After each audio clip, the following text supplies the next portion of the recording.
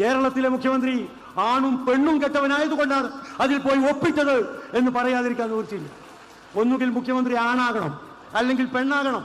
ഇത് രണ്ടും കെട്ട ഒരു മുഖ്യമന്ത്രിയെയാണ് നമുക്ക് കിട്ടിയത് എന്നാണ് നമ്മുടെ അപമാനം. രാഷ്ട്രീയമായിട്ടുള്ള വിമർശനങ്ങൾ അതൊക്കെ വേണം, അത് വേണ്ടതുമാണ്. രാഷ്ട്രീയമായിട്ടുള്ള വിമർശനങ്ങൾ വ്യക്തിപരമായിട്ടുള്ള അധിക്ഷേപത്തിലേക്ക് പോകാൻ പാടില്ല. ഒരു നല്ല കാര്യമല്ല. ഇത്രയും കാലമൊക്കെ കേരള രാഷ്ട്രീയം മുന്നോട്ട് പോയെങ്കിലും ഇനി വരാൻ പോകുന്ന അസംബ്ലി തെരഞ്ഞെടുപ്പ് കേരള രാഷ്ട്രീയത്തിലെ ശ്രദ്ധേയമായ ഒരു ചുവടുവെപ്പായിരിക്കും. കേന്ദ്രത്തിൽ ഈ വർഗീയ ധ്രുവീകരണം ആളിക്കത്തിച്ച് അതിൻ്റെ ഏറ്റവും വലിയ പരീക്ഷണശാലയാക്കി മാറ്റിക്കൊണ്ടിരിക്കുമ്പോൾ കേരളം ഇതുവരെ ഒറ്റക്കെട്ടായി എല്ലാവരെയും ചേർത്ത് നിർത്തി പ്രതിരോധിക്കുന്നു എന്ന് പറയുന്ന ഒരു സംഗതിയാണ് നാം കണ്ടിരുന്നത്. BJP ഒരു വശത്തും BJP വിരുദ്ധർ വ്യത്യസ്ത പേരുകളിൽ മറുവശത്തും. എന്നാൽ ഇനി വരാൻ പോകുന്ന തെരഞ്ഞെടുപ്പ് ഏറെ വ്യത്യസ്തമായിരിക്കും. ഇനി വരാൻ പോകുന്ന തെരഞ്ഞെടുപ്പിലെ ഏറ്റവും പ്രധാനപ്പെട്ട ടാർഗറ്റ് മുസ്ലിം ലീഗായിരിക്കും. മുസ്ലിം ലീഗിനെ എന്തിന് ടാർഗറ്റ് ചെയ്യുന്നു എന്ന് ചോദിച്ചാൽ, ആ മുസ്ലിം ലീഗിനെ ടാർഗറ്റ് ചെയ്യുന്നതിലൂടെ മുസ്ലിം വിരുദ്ധത എന്ന രാജ്യത്താകെ വിതച്ചിരിക്കുന്ന വിത്തിൻ്റെ ഗുണഫലം ഇവിടെ കൊയ്യുന്നതിന് വേണ്ടിയുള്ള ഒരു ശ്രമമായിരിക്കും. അക്കാര്യത്തിൽ ഒരുപോലെ മൃദുവായും തീവ്രമായും ഇടതുമുന്നണിയും BJPയും ഇരുവശത്തുണ്ടാവും. വളഞ്ഞു വെച്ചായിരിക്കും ആക്രമണമുണ്ടാവുക. അതിൻ്റെ നേരിയ പരീക്ഷണം കഴിഞ്ഞ തവണ ഇലക്ഷനിൽ നമ്മുടെ അന്തരിച്ചുപോയ സഖാവ് കൊടിയേരിയുടെ ഒരു അമീർ ഹസൻ കുഞ്ഞാലിക്കുട്ടി കൂട്ടുകെട്ടെന്ന പ്രയോഗത്തിലൂടെയുമൊക്കെയും ഫലമുണ്ടായി എന്നത് പലരും പിന്നീട് സമ്മതിച്ചതാണ്. അതിത്തവണ കുറച്ചുകൂടി പ്രകടമായ നിലയിൽ ഉണ്ടാവും. അതിൻ്റെ പോരാളികളാകാൻ ഒത്തിരി ആളുകൾ ഒരു വശത്ത് വരികയും ചെയ്യും. ഇതൊക്കെ എന്തിനാണ് ഇപ്പോൾ പറയുന്നതെന്ന് ചോദിച്ചാൽ, ലീഗിൻ്റെ നേതാക്കൾ പറയുന്നതും പ്രസംഗിക്കുന്നതുമെല്ലാം വളരെ ശ്രദ്ധയോടെയും അവധാനതയോടെയും വേണം. എന്ന് കുറച്ചുകൂടി നേരിട്ട് പറഞ്ഞാൽ, ഒരു Kunjappa school of political education ഈ പബ്ലിക് മൈക്ക് കൈകാര്യം ചെയ്യുന്നവർക്കും പബ്ലിക് വിഷയങ്ങൾക്ക് മറുപടി പറയുന്നവർക്കും ഇനി ഉണ്ടായിരിക്കേണ്ടത് വളരെ അത്യാവശ്യമുള്ള കാര്യമാണ്.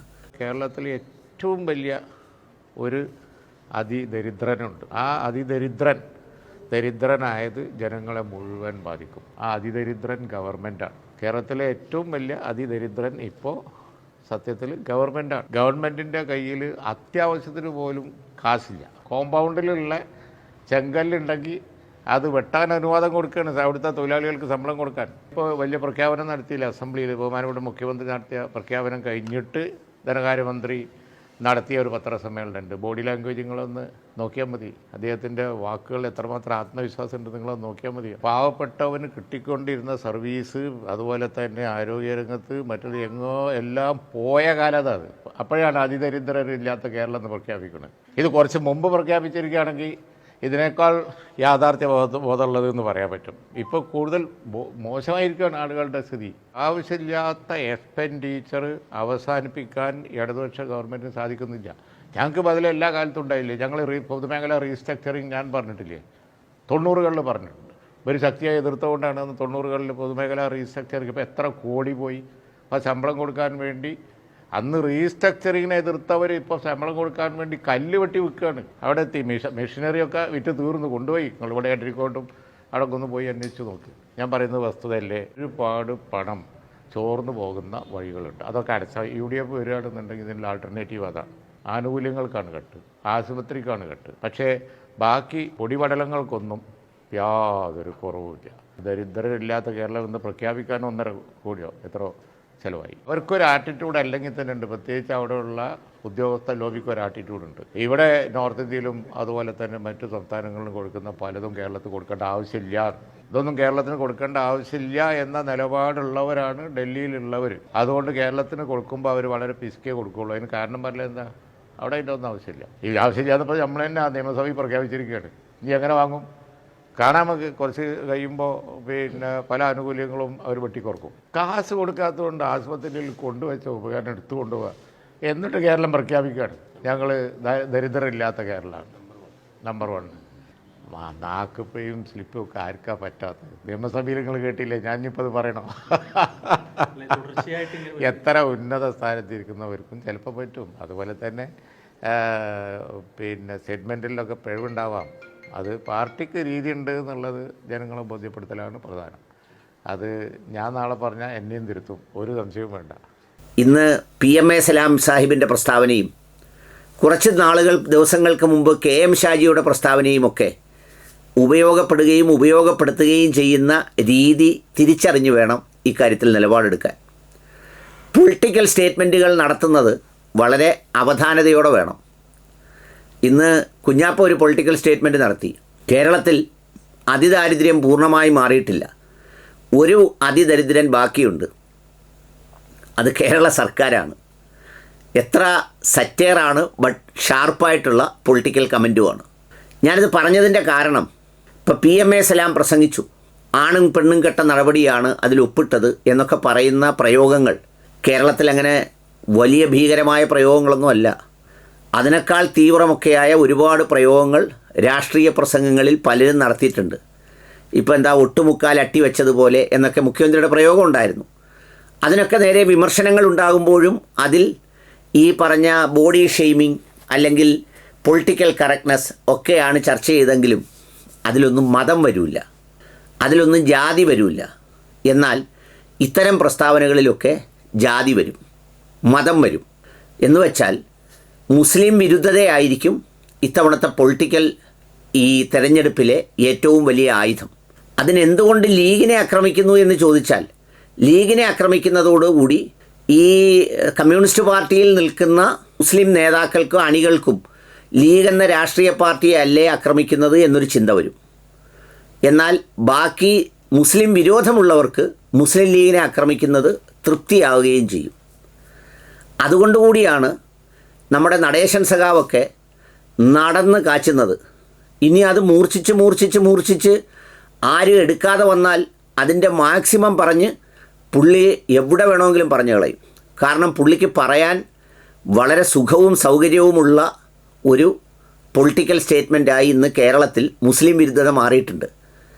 പണ്ട് വെള്ളാപ്പള്ളി നടേശൻ സഖാവ് മുസ്ലിം വിരുദ്ധതയോ അല്ലെങ്കിൽ അത്തരം കാര്യങ്ങളോ പറഞ്ഞാൽ ഇവിടെ അതേ നാണയത്തിൽ മറുപടി കൊടുക്കാൻ കമ്മ്യൂണിസ്റ്റ് പാർട്ടി ഉണ്ടായിരുന്നു. പക്ഷേ ഇപ്പോൾ അത് മൗനത്തിലാണ്. അവർ അതിനെ വിമർശിക്കില്ല. കേന്ദ്ര നേതൃത്വത്തിനോ BJPക്കോ ഇത് പെരുത്തിഷ്ടവുമാണ്. അപ്പോൾ പുള്ളിയുടെ ഫ്രണ്ടിൽ നിൽക്കുന്ന കേരളത്തിലെ പൊളിറ്റിക്കൽ സാഹചര്യങ്ങളെയും പിന്നിൽ നിൽക്കുന്ന ആ കരിമ്പൂച്ചകൾ പ്രതിനിധാനം ചെയ്യുന്ന കേന്ദ്രത്തിൻ്റെ പൊളിറ്റിക്കൽ വില്ലിനെയും ഒരുപോലെ തൃപ്തിപ്പെടുത്താൻ ആ പ്രസ്താവനയ്ക്ക് കഴിയും. അതിങ്ങനെ ആവർത്തിച്ചുകൊണ്ടേയിരിക്കും. ഞാനിപ്പോൾ ഇത് ഇത്രയും ഗൗരവമായി പറയാൻ കാര്യം എന്താണെന്ന് ചോദിച്ചാൽ, ഈ സംഭവം ഉണ്ടായി ഏതാനും സമയം കഴിഞ്ഞപ്പോൾ ശശികല ടീച്ചറുടെ ഒരു പോസ്റ്റ് വന്നു. ആരാ പറഞ്ഞത്? സുരേഷ് ഗോപിയാണോ? അല്ലേ? എന്നാൽ പോട്ടെ, അത് വെറും വാമൊഴി വഴക്കമാവും, ഗ്രാമീണ ശൈലിയാവും, നിഷ്കളങ്ക പ്രതികരണമാവും. ഞാൻ പറഞ്ഞത് മുഖ്യമന്ത്രി ആണും പെണ്ണും കെട്ടവൻ എന്ന് പറഞ്ഞ ആ സ്റ്റേറ്റ്മെൻറ്റ് ആണും പെണ്ണും കെട്ട നടപടിയാണെന്നാണ് പ്രസംഗിച്ചപ്പോൾ പറഞ്ഞത്. ആ സ്റ്റേറ്റ്മെൻറ്റ് എടുത്തുകൊണ്ട് നമ്മുടെ ശശികല ഇട്ട പോസ്റ്റാണ്. നമ്മുടെ കേരളത്തിൻ്റെ സംസ്ഥാന വിദ്വേഷിണി എന്നൊക്കെ വിശേഷിപ്പിക്കാറുള്ള ശശികല ഇട്ട പോസ്റ്റാണ് ഞാൻ ഈ വായിച്ചത്. ഞാൻ പറഞ്ഞത് ഈ വിരുദ്ധത വരുമ്പോൾ രണ്ട് പേരും ഒന്നിക്കുന്നൊരു സ്ഥിതിവിശേഷം ഉണ്ടാകുമെന്നുള്ളത് ലീഗിൻ്റെ നേതാക്കൾ മറക്കാതിരിക്കണം. അതുകൊണ്ട് ലീഗ് നേതാക്കൾ മൈക്ക് കയ്യിലെടുക്കുമ്പോൾ ആവേശം കൊണ്ട് ഇത് ലീഗിൻ്റെ സമ്മേളനമാണ്, മുന്നിലിരിക്കുന്നത് ജനലക്ഷങ്ങളാണ്, സംസാരിക്കുന്നത് മലപ്പുറത്താണ്, കാണുന്നത് മുഴുവൻ ഹരിത പതാകയാണ് എന്നൊക്കെ കരുതി സ്വതസിദ്ധമായ പ്രയോഗങ്ങൾ നടത്തിയാൽ ആ പ്രയോഗങ്ങൾക്ക് വലിയ വില കൊടുക്കേണ്ടി വരും. ഇന്ന് രാവിലെ ഈ പ്രസ്താവനയ്ക്ക് വിവിധ കോണുകളിൽ നിന്നുണ്ടായ പ്രതികരണം വളരെ ശ്രദ്ധിക്കേണ്ട പ്രതികരണങ്ങളായിരുന്നു. മന്ത്രിമാർ, മറ്റുള്ളവർ എല്ലാം അതിനോട് പ്രതികരിച്ചു. അത് തീർന്നില്ല. ഞാൻ വിചാരിച്ചു ഇന്ന് മിക്കവാറും നമ്മുടെ വെള്ളാപ്പള്ളി നടേശൻ സാറ് രംഗത്ത് വന്ന് മുസ്ലിം ലീഗിലെ നേതാവ് ഒരു ഈഴവ സമുദായത്തിലെ നേതാവിനെ ആക്ഷേപിച്ചു എന്നൊക്കെ വിചാരിച്ച് വരുമെന്നാണ് വിചാരിച്ചത്. എന്നാൽ അതിനേക്കാൾ കുറച്ചുകൂടി കടത്തി പുള്ളി മനുഷ്യത്വമില്ലാത്തവരും ഹീനരും വൃത്തികെട്ടവരും ഒക്കെയാണ് ലീഗുകാർ എന്ന് പറയുകയുണ്ടായി.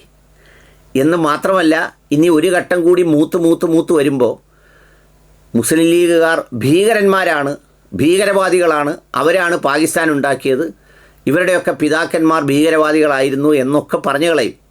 കാരണം അതൊരു കരാറാണ്, അതൊരു സാഹചര്യമാണ്, അതൊരു പ്ലാനാണ്. ആ പ്ലാനിനെ കേരളം അതിജീവിക്കേണ്ടതുണ്ട്. അതിജീവിച്ചില്ലെങ്കിൽ വരും കാലങ്ങളിൽ ഇവരൊക്കെ ആയിരിക്കും നമ്മുടെ കേന്ദ്രത്തിലെ പോലെ ഈ പറയുന്ന കേരളത്തിൻ്റെ പൊളിറ്റിക്കൽ അജണ്ട നിശ്ചയിക്കുന്നവരായി മാറുക. നമ്മുടെ കേന്ദ്രത്തിലെ പാർലമെൻറ്റ് മന്ദിരത്തിൻ്റെ ഉദ്ഘാടനത്തിന് മുൻപേ ഒരു സ്വാമിജി പോയില്ലേ, അദ്ദേഹത്തിൻ്റെ പേരൊന്നും എനിക്കറിയില്ല, ഒരു തിരുവടികൾ പിടിച്ചുകൊണ്ട്. അതുപോലെ ഇവരൊക്കെ ഈ വിജയിച്ചു പോയാൽ ഇനി പാർലമെൻ്ററി പൊളിറ്റിക്സിലെ തലതൊട്ടപ്പന്മാരായി ഇവരൊക്കെ രംഗപ്രവേശം ചെയ്യുന്ന കാലമുണ്ടാവും. അതുകൊണ്ട് കേരളം രാഷ്ട്രീയമായി ചിന്തിക്കട്ടെ. എല്ലാ രാഷ്ട്രീയ പാർട്ടിക്കാരനും രാഷ്ട്രീയ പാർട്ടിയായി ചിന്തിക്കട്ടെ. വർഗീയതയിലേക്കും വിദ്വേഷത്തിലേക്കും വഴിമാറാതിരിക്കട്ടെ. അത്തരം സംഗതികളെ സംബന്ധിച്ച് ഒരു ബോധ്യം എല്ലാവർക്കും ഉണ്ടാവണം. ലീഗിൽ ആവേശപ്രസംഗക്കാരായ ഈ KM ഷാജി അദ്ദേഹം, പിന്നെ അതുപോലെ തന്നെ ഇതുപോലെ ചിലപ്പോൾ മറുപടി പറഞ്ഞ് പെശകി പോകുന്ന സംഗതി, ഇവരെല്ലാവർക്കും കുഞ്ഞാപ്പ ഒരു public management political stream lining class അങ്ങനെ എന്തെങ്കിലും ഒന്ന് എടുത്തു കൊടുക്കുകയും ചെയ്യുന്നത് ഉചിതമായിരിക്കുമെന്ന് ഞാൻ വിശ്വസിക്കുന്നു. ഈ സംഭവങ്ങളെല്ലാം കത്തി വന്നപ്പോൾ തന്നെ സാദിഖ് അലി തങ്ങൾ അത് തള്ളിപ്പറയുകയും കുഞ്ഞാലിക്കുട്ടി അത് സ്ഥിരീകരിക്കുകയും ആ സ്റ്റാൻഡ് എടുക്കുകയും ചെയ്തതോടുകൂടി അത് ഒന്ന് മങ്ങി. ഇല്ലായിരുന്നുവെങ്കിൽ ഒരു 3-4 ദിവസത്തേക്കുള്ള സംഗതിയായി അത് മാറുമായിരുന്നു.